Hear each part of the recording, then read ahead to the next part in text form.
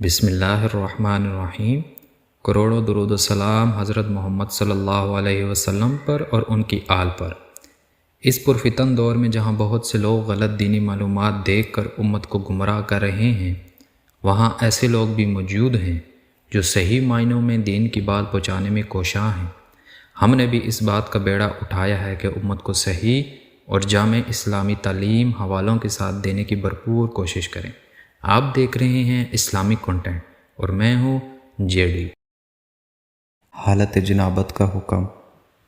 بخاری کی حدیث میں ہے، حضرت ابو ہریرہ رضی اللہ تعالیٰ عنہ سے روایت ہے، نبی صلی اللہ علیہ وسلم انہیں مدینے کے راستے میں ملے، جبکہ حضرت ابو ہریرہ رضی اللہ تعالیٰ عنہ اس وقت بحالت جنابت تھے۔